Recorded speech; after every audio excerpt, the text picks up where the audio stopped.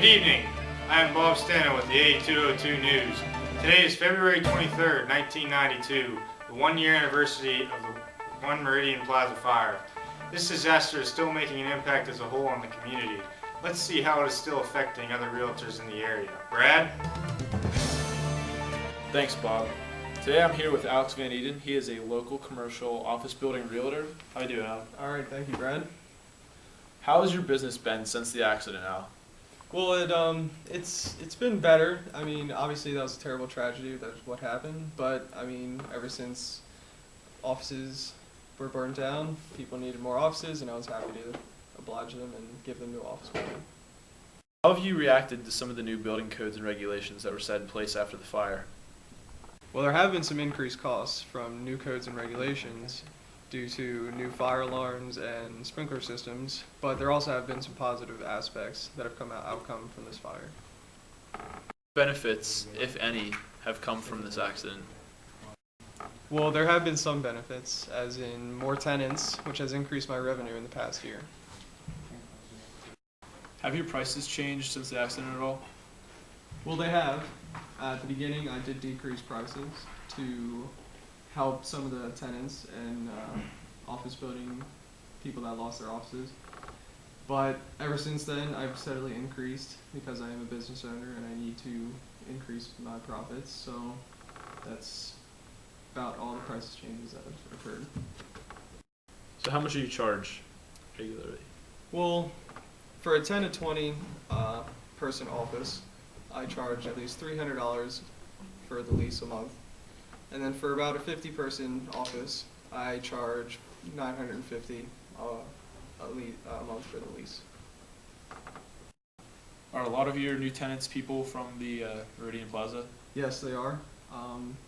I have had very many new tenants. The majority of my new business are tenants from the One Meridian Plaza, but they have steadily been finding other business places, which is okay with me. I gave them that option.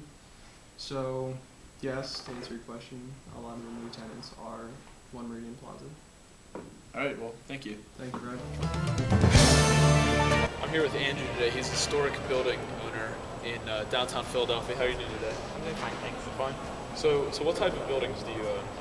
I primarily own historic buildings or some of the older buildings from Philadelphia. So what are some of the problems you experience as a realtor, specifically for these older buildings? After the fire, the basic problem that we had is we had to update the buildings to codes, and they became more strict about the codes after the fire.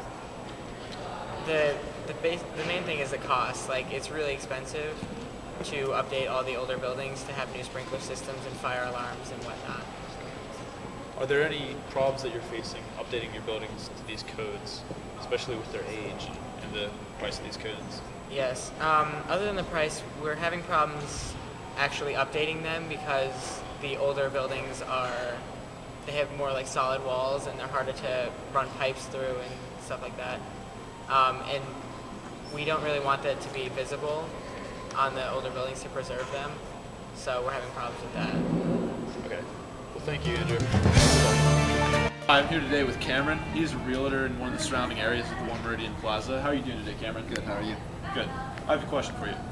How has the fire at the One Meridian Plaza affected the values of some of the properties in the surrounding area? Well, as big of a fire as this is, the Meridian Plaza still stands. And in general, property values decrease when there's a vacant building next to the property that you're trying to buy. So as a result, many of my buildings and office buildings the property values have been decreased from this fire. So, I mean, as a result of the fire, I know that a lot of realtors have to update their buildings with up-to-building codes in all the properties. How has retrofitting your properties affected the price of the buildings and the revenue that you bring in? Well, in general, building codes impose technical and enforcement costs, which increase the lifespan and reduce damage from disasters such as these to the building. But now, since these codes have been stricter codes are being imposed now because of the fire and the damage that was caused to the surrounding buildings. And in general, this has affected my bottom line, and my revenue, or my profit I should say, has been decreased because of the added costs from those retrofitting. I'm here today with Alec. How are you doing, Alec? Great. He is a a realtor in the surrounding area of the One Meridian Plaza. How has the fire affected your buildings? During the fire, some debris actually fell onto the rooftops of our building from One Meridian Plaza and caused a little bit of damage that I've had to pay out of my own pocket. How do you feel about the new building codes that the city has put in place after this fire? Obviously, the safety of our tenants is our number one priority, but due to the new codes that have been enacted by our mayor, we've had to pay for sprinklers, considering the fact that some of our buildings are 75 feet or higher, which is in the code.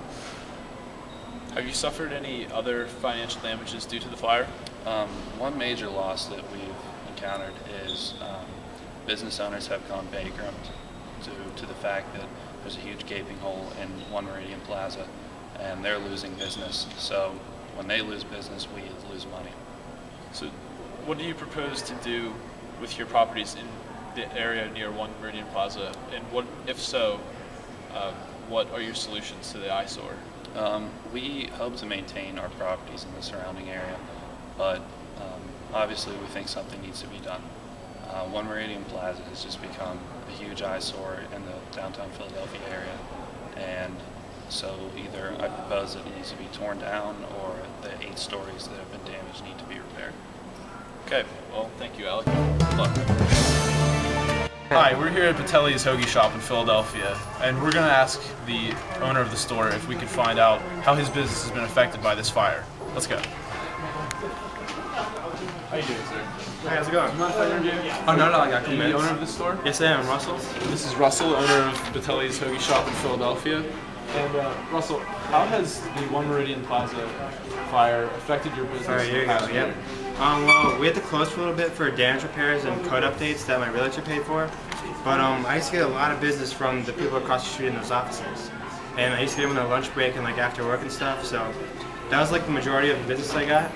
And ever since it closed down, I haven't had that business. So like I get some loyal customers a lot, but it's not enough to keep my business afloat right now. Like I've been falling behind on rent a lot. And my realtor can only lower the rent because he's paying for all the cut updates and all the damage. And it's just puts us in a tight spot. So what are your plans for the future of your business? Well, I was lucky enough to reopen after the disaster because I think about 40% of businesses open again after a disaster like that. But then again, the businesses that do reopen, about like a quarter of those end up closing within 2 years. And I think that could be this business if I don't relocate. So I talked to another realtor across the city and he said he might have a place for me to move to.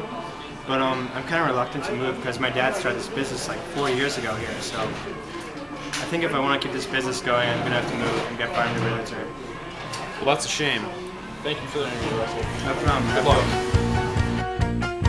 Well, there you have it, folks. Join us tomorrow night at the same time for a special on Denson Grandall.